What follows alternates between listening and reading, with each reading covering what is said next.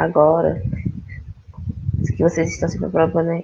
Às vezes, talvez vai bater o desânimo, cansaço, desespero, medo, sem saber o que vai cair na prova, as incertezas, só bate aquele grande medo, somente que você está no último ano, as cobras, mas que vocês não se desanimem. Vai ter momentos, sim, difíceis, né? Muitas vezes a gente quer largar a missão, mas que vocês possam se levantar. Às vezes, tente assistir um filme, algo, fazer algum lazer que vocês gostam, para depois voltar num final de semana, no sábado, tente descansar um pouco, para depois voltar de novo, para você se revigorar, tá? Mas tente fazer alguma coisa para libertar a mente, ficar zen. Aí depois vocês voltam, que vocês vão voltar bem mais motivados e com bem muito mais força de vontade. E também uma coisa, quer dizer pra você, quando você estiver estudando, pense que a prova é amanhã. Por quê? Porque se eu pensar que a prova é daqui a um mês, muitas vezes não dá vontade de estudar aquele conteúdo, porque é só daqui, sei lá quando. Então, pelo menos comigo acontecia isso. Eu, às vezes, não queria fazer porque a prova só era lá em tal data. Então, vocês pensam assim, como se a prova fosse amanhã. Para dar aquela motivada e também, de vez em quando, dar aquelas pausas necessárias, porque vocês merecem sim. Certo? Então, bora lá pro conteúdo.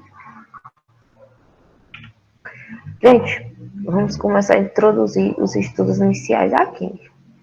Para falar sobre os estudos iniciais da química, temos que falar do átomo, que não podemos deixar de falar dele. Por quê? Ele é a menor unidade da matéria, a unidade fundamental da matéria, entre outros conceitos. Então, o átomo é essencial para começar a falar de química geral, porque é a partir dele que a gente vai desbruçar os nossos estudos. Ele é composto por prótons, elétrons e nêutrons. Os prótons e os nêutrons, eles ficam aqui, no núcleo. E já os elétrons, eles ficam aqui na eletrosfera. Certo? Tá, Joslânia, mas como surgiu esse conceito de átomo? Quem pensou? Da onde surgiu essa ideia? Onde começou isso? É recente? É antigo? Como é isso? Gente, a gente vai ver que os primeiros conceitos surgiram na antiguidade. Depois surgiu a teoria de Dalton, a teoria de Thomson, a teoria de Rutherford, a teoria de Bohr, certo? Então, bora lá ver detalhadamente cada um. Primeiro, na antiguidade, quem foi as primeiras pessoas que pensaram sobre isso foi na Grécia Antiga. Por quê? Lá na Grécia Antiga, antigamente, eles estavam tentando explicar como o mundo surgiu, o porquê das coisas. Alguns pensadores da época estavam querendo explicar através de elementos naturais. Só que Demócrito e Leucipo foram os primeiros a introduzir esse conceito do átomo. Que seria uma das explicações que um teria vindo do átomo e tal. Então, segundo eles, o átomo era indivisível. Então, foi uma das primeiras pessoas que começou a pensar sobre o átomo. Depois disso, veio a teoria de Dalton, que é um modelo conhecido como bola de bilhar. Segundo ele, toda substância é formada por átomos, na qual esses átomos são maciços, indestrutíveis e indivisíveis. E cada substância é formada por um único átomo. Átomos do mesmo elemento são iguais. As reações seguem o princípio de Lavoisier. Que princípio é este, os Lavoisier? Segundo Lavoisier, na natureza nada se cria, nada se destrói, tudo se transforma. Ou seja, não existe novas substâncias, apenas elas são transformadas, ou seja, né? Vai acontecer rearranjo e outras coisas. E substâncias diferentes possuem massa, forma, tamanho e propriedades diferentes, certo? Esse, resumidamente, foi as propostas por Dalton, as proposições da teoria de Dalton, certo? Teoria de Thomson, modelo conhecido por Pudim de Passas, foi ele quem descobriu os elétrons através do experimento com raios cápticos.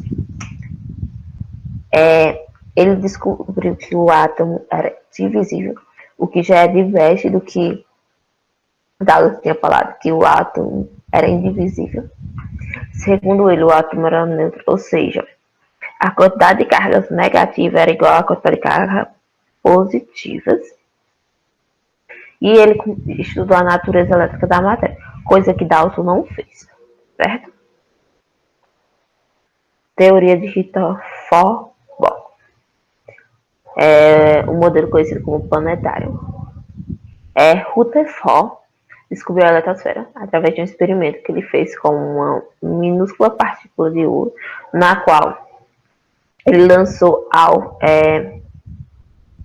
emissões de radiação, a partícula alfa, na qual ele percebeu que alguns feixes se desviavam e outros não. Foi através disso que ele descobriu a eletrosfera.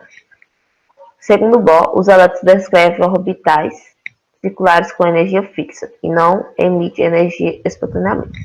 Fora isso, o modelo mais aceito, que é o da mecânica quântica, que ele não determina a posição exata do elétron, como as teorias anteriores diziam, mas sim prevê a localização do elétron, porque eles abordam as leis da física, coisa que o modelo de Rutherford não abordou.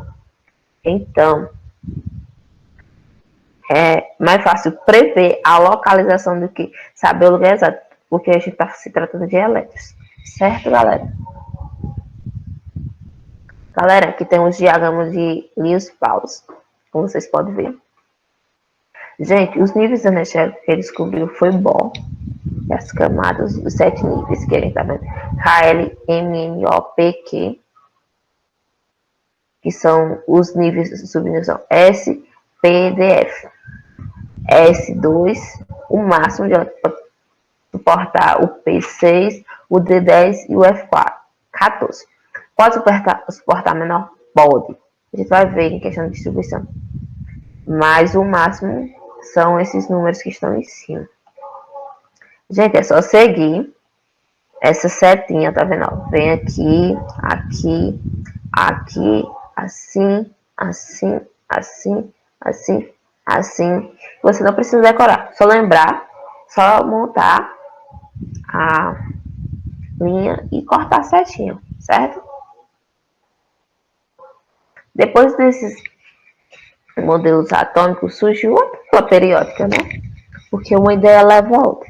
A primeira pessoa a organizar a tabela periódica foi Dmitry Mendeleev, que em 1869 organizou a primeira tabela periódica, e ele organizou o segundo peso atômico, e ele já foi esperto, galera. Por quê? Porque ele já deixou espaços para novos elementos. Porque a tabela era composta de elementos naturais e sintéticos. Os sintéticos são produzidos em laboratório.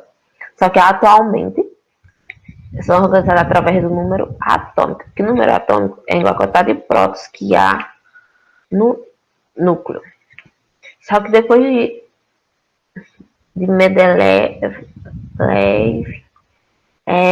também teve outras teorias, mas não foram para frente, certo? Bora lá. Eu peguei esse elemento da tabela periódica, o hidrogênio, que é bem conhecido. Aqui em cima, gente, fica o número atômico, aqui o símbolo atômico, aqui o nome e aqui o peso atômico, certo? O A é a massa atômica, Z o número atômico, P prótons, elétron, N nêutrons. Então eu posso usar essa fórmula, que diz que minha massa é igual ao número de nêutrons mais o número atômico ou o número de prótons, porque são iguais. O número de elétrons pode ser igual se a gente estiver tratando de estado fundamental. Se não, pode ser diferentes. Gente, aqui nessa orientação vertical, nós temos os grupos ou famílias. Essas famílias e períodos elas são organizados de acordo com suas características físicas e químicas. Ou seja, quando eles estão em um grupo preto, eles têm alguma característica semelhante, certo? Então, na vertical temos a família e na horizontal temos o período. Veja que a tabela é dividida em metais, temos os semimetais, temos a metais. Dependendo da tabela que você esteja usando, às vezes esses semimetais estão já agrupados nos ametais. Vai depender da quanto que a tabela, porque existem várias tabelas que em relação, tem uns que têm informações a mais e outros a menos. Mas é seguindo o mesmo princípio, certo? Também já tem uma classificação que temos os isótopos, os isóbaros e os isótonos. O que são os isótopos? São quando dois elementos possuem número de prótons iguais. Os isóbaros só contêm a massas iguais. E os isótonos contêm o número de nêutrons iguais. Então, eles seguem essas características, certo? Gente, como eu falei, eles são organizados em grupo ou de acordo com algumas propriedades periódicas. Eu trouxe aqui algumas, ainda há mais propriedades, mas eu trouxe essas aqui. O raio atômico, que é a metade da distância entre dois átomos vizinhos. A energia de ionização, que é a energia necessária para o deslocamento de um elétron. A eletronegatividade, que é a atração dos átomos pelos elétrons. E a eletropositividade é a tendência de perder elétrons. Tem a afinidade eletrônica, que é a energia de um recebimento de um elétron, que é a quantidade de energia liberada no momento em que o elétron é recebido, perdão, e outras propriedades. Aqui eu trouxe essa orientação da tabela, porque o raio e a eletropositividade eles crescem de baixo para cima, da direita para a esquerda. Já a afinidade eletrônica, eletronegatividade e energia de ionização cresce de baixo para cima, da esquerda para a direita, assim como outras propriedades. Lembra que eu falei dos íons, que seria o estado fundamental? Então, quando tem carga diferente de zero, a gente tem cátions, que é quando é perdido um elétron. Temos o ânion, que é quando recebe-se um elétron. Diferentemente das outras áreas, na química, quando se perde, a gente coloca o sinal de mais. E quando se ganha, o sinal de menos. Veja, no terceiro nível tinha um elétron. O cátion acabou perdendo e ficou com 8. Já aqui, temos o cloro com 1 e passou a 8. Então, o ânion é isso. É o recebimento de elétrons e o cátion é a perda de elétrons do estado fundamental. Agora vamos falar sobre a estrutura de Lewis. Você pega o elemento, o enxofre é da família 6, então a gente vai botar 6 elétrons. O oxigênio também é da família 6, então vamos pegar 6 elétrons e botar com os pontinhos. Certo? Então, o que vamos fazer? O enxofre, ele precisa... existe a regra do octeto, que é isso. Que um elemento, para se estabilizar, ele precisa de 8 elétrons. Como o enxofre tem 2, então ele vai fazer 2 ligações. Fazendo isso, o enxofre vai se estabilizar. Só que, como os oxigênios ainda não estão estabilizados, vai se fazer ligações dativas. O que é isso, ligações dativas? É quando o elemento central já está estabilizado, mas tem a necessidade de estabilizar os demais elementos. Mas, o que seria essa forma estrutural? Seria a representação em forma de pauzinhos, entre aspas, né? Que são as linhas, e as ativas a gente representa por seta. Certo? Tabela periódica, ligações químicas. Ligação iônica. O que é essa ligação iônica? É a transferência de elétrons. E acontece de metal com a metal, hidrogênio com metal.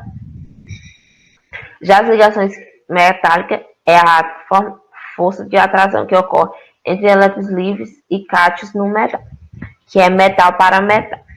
Ligações covalentes, definição é o compartilhamento de elétrons, que é a metal com hidrogênio, a metal com semi-hidrogênio e a metal com a metal. Hidrogênio com hidrogênio, hidrogênio com a metal, hidrogênio com semimetal, semimetal com a metal, semimetal com semimetal e semimetal com hidrogênio. Recapitulando, Ligação iônica é a transferência de elétrons. Já covalente é o compartilhamento de elétrons, certo? Hibridização é a forma como os átomos se misturam quando sofrem um rearranjo interno. O que seria essa hibridização? Os átomos sofrem um rearranjo interno, onde as órbitas completas, vazias ou semi-preenchidas misturam, originando orbitais semi-preenchidos idênticos. Ou seja, vai acontecer apenas um rearranjo desses átomos na sua estrutura. Eles vão permanecer com a mesma forma geométrica e a mesma energia. Moléculas polares e apolares. Moléculas apolares só quando tem elementos iguais, certo? Elementos iguais, substâncias simples, ó. Moléculas apolares. Como elas são iguais, não vai haver diferença de eletronegatividade. Polaridades. Quando temos elementos diferentes. E diferença de eletronegatividade. Gente, só que vai ter uma coisa. Existem moléculas polares e as ligações polares e apolares. A gente vai ver mais na frente que às vezes vai ter elementos diferentes, mas que pode ser polar ou apolar, devido a isso, certo? Como outra coisa também que é importante para ajudar para saber se a molécula é polar ou não apolar, é a geometria molecular. Isso. Na geometria molecular a gente leva em conta o número de elétrons, pode fazer ligações, e a sua forma molecular, na qual temos linear, trigonal plana, angular, tetraédrica, pirâmide triangular, angular, e assim sucessivamente. Gente, toda geometria molecular linear, ela é apolar, certo? Gente, aí aqui a gente tem essas moléculas. Perceba, a gente tem o fósforo ligado a 3 cloro e ainda temos 2 elétrons. Essa molécula ela é polar. Por que ela é polar? Porque ela a formação da nuvem eletrônica. Porque só precisa de 2 elétrons. Então, por isso ela é polar. Ela tem 4 átomos, 5 átomos. Só que, como sobrou, tem essa formação da nuvem, não, ela é uma ligação polar, certo?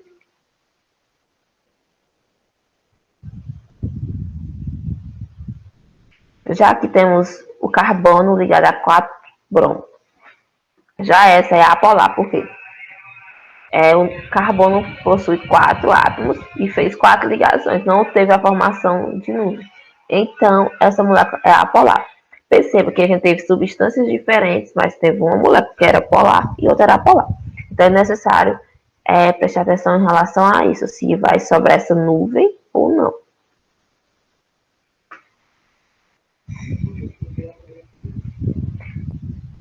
Força intermolecular. Força de Londres ou de polo induzido. Moléculas são formadas a partir das moléculas apolares. Tem uma fraca interação elétrica. E o ponto de ebulição e fusão são os menores. Força de polo. São moléculas polares que não estão ligadas ao FON. Mas quem é esse FON? O FON é nada mais, nada menos que o flúor, oxigênio e nitrogênio. E eles possuem uma força intermediária. Ponte de hidrogênio. Moléculas polares ligadas ao FON. Gente, por que a ponte de hidrogênio é forte? O flúor, o oxigênio e o nitrogênio são os elementos mais eletronegativos da tabela. Então, por isso que vai ter, já que a eletronegatividade é a força de atração entre os átomos. Eles possuem uma força forte, têm alto ponto de ebulição e fusão.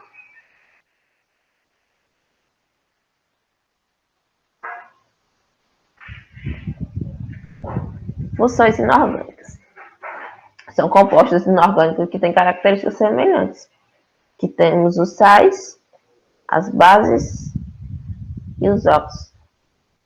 Ácidos são substâncias que, em meio aquoso, liberam H+.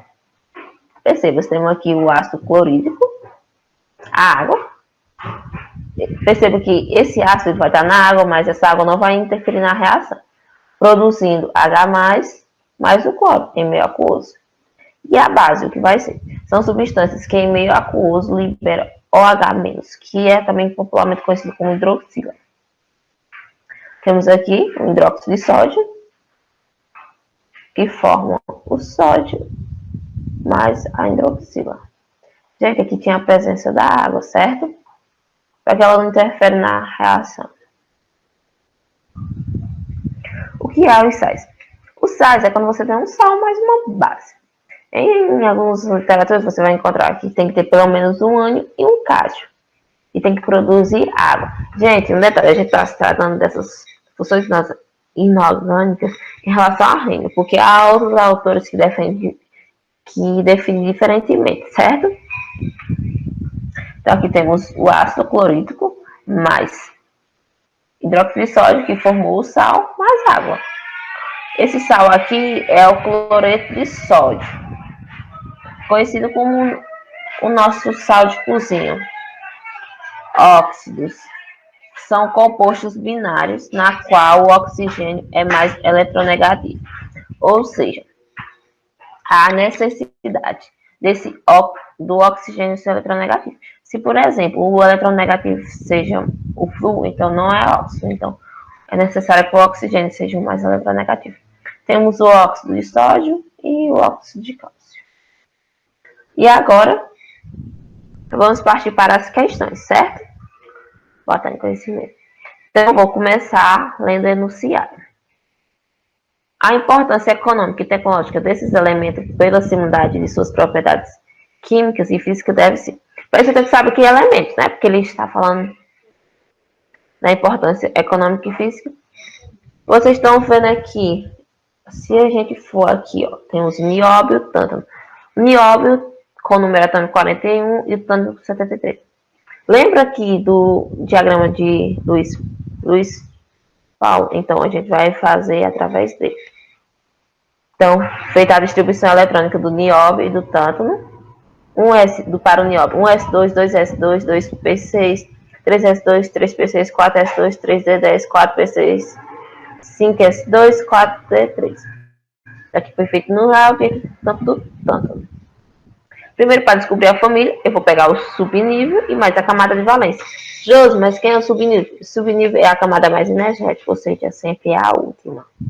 E a camada de valência sempre é a mais externa, ou seja, quem tem esse maior número em si. Logo, o grupo, o nióbio, temos que pegar o subnível e a camada de valência. Feito isso, eu vou somar esses números aqui em cima, que são o número de 2 mais 3, 5. Então, o nióbio da família 5 e o tátano também da família 5. Gente, lembra que eu falei que tem os elementos representativos de transição? Então, eles são de transição, porque são da família B. Porque os elementos da família B sempre termina com esse D, certo? Logo, então, se é da família 5, a resposta C. Pertence ao mesmo grupo da tabela, porque eles estão claros. Letra A. Ter elétrons do subnível pela distribuição eletrônica. A gente viu que nem tem F na sua distribuição. Ser elemento de transição interna? Não, são de transição externa. Ter seus elementos mais externos através também da distribuição eletrônica, a gente percebeu que não. Bora lá. Qual propriedade do flúor justifica sua escolha como reagente do processo mencionado? No ar que respiramos existem os chamados gases inerte. Trazem curiosos nomes gregos, que significam o novo, o culto, o inativo. E de fato são de tal modo inertes, tão satisfeitos em sua condição que não interferem em nenhuma reação química, não se combina com nenhum outro elemento, justamente por esse motivo ficaram sendo observados durante séculos. Só em 1992, um químico, depois de longos e engenheiros esforços, conseguiu forçar o estranho a combinar fugalmente com o fluido ávido e vivo. E a façanha pareceu tão extraordinária que foi conferido o prêmio Nobel.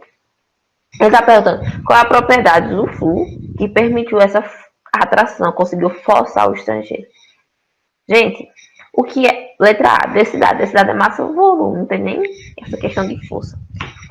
Condutância está relacionada a metal, que é a capacidade de conduzir corrente elétrica. Não é o caso do fluido. O fluido, lembra, está na parte dos metais. Então, gente, a resposta. Então, vamos na tabela. Percebendo que o fluido está. O fluido está na família dos halogênios, que é a família 7. Então, a resposta diz é a eletronegatividade, que é a atração dos elementos pelos elétrons. O fluo é o elemento mais eletronegativo da tabela periódica, certo? Josi, mas por que não o né?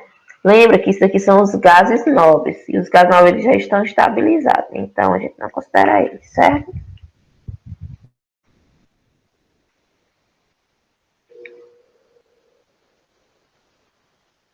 O alerta dado por Levi justifica-se porque há. Sobre a diluição do ácido sulfúrico em água, o químico e escritor Primo Levi afirma que está escrito em todos os tratados, é preciso operar às avessas, quer dizer, verter o ácido na água e não ao contrário. Senão, aquele líquido oleoso de aspecto tão inóxido será sujeito irá falar, sabe-se até os minutos de gás. Gente, tem essa questão. Lembra quando você está cozinhando e você bota o óleo para esquentar e você taca água, o que acontece? A água fica... Agora, se você tiver água e botar óleo, tudo beleza. Agora, se for o contrário, a gente sabe do perigo. Então, para o ácido, vamos levar em consideração também isso. Ele falou na questão ácido sulfúrico. O ácido sulfúrico, ele vem da indústria 98% concentrado. Então, em experimento não vamos usar essa concentração. Por isso é necessária a diluição dele. Mas é necessário fazer esse procedimento lentamente. Por quê? O ácido ele libera muito calor, porque ele é uma reação exotérmica. Então, temos que fazer devagar essa diluição para não ocorrer situações que possam ferir o ser humano. Então, a resposta é letra A, né? A diluição do ácido libera muito calor. Ao se escrever a forma de Lewis do composto do xenônio citado, quantos elétrons na camada de valência haverá do átomo do gás? Dentro dos compostos conhecido, um se liga covalentemente a um átomo de gás para ficar. Gente, aqui ele diz que do mais estável é do difluoreto de xenônio. O que quer dizer isso? Dio, né? Que são dois fluos. Então vai ser dois fluos ligados ao xenônio. O xenônio é um gás nobre, ou seja, já tem 8 elétrons. Como eu preciso estabilizar os dois fluos, ele vai fazer o compartilhamento, né? Uma ligação covalente. Então, vai ser um daqui, mais um daqui, mais os 8, vai dar 10 elétrons. Perceba, porque ele já tinha 8, mas ele tem a necessidade de estabilizar os demais. Então, por isso que vai ser 10, tá vendo? 1, 2, 3, 4, 5, 6, 7, 8, 9, 10. Certo, galerinha? Gente, isso. Foi a nossa aula. Espero que vocês tenham super compreendido. Se não, gente, vai ficar no link na descrição do vídeo uma paródia sobre os modelos atômicos, que eu esqueci de falar quando eu estava falando sobre elas, para vocês que gostam de macete, para lembrar, até para ficar no dia a dia. Até uma maneira mais fácil, simplificada de vocês entenderem o conteúdo. Beijo, bons estudos.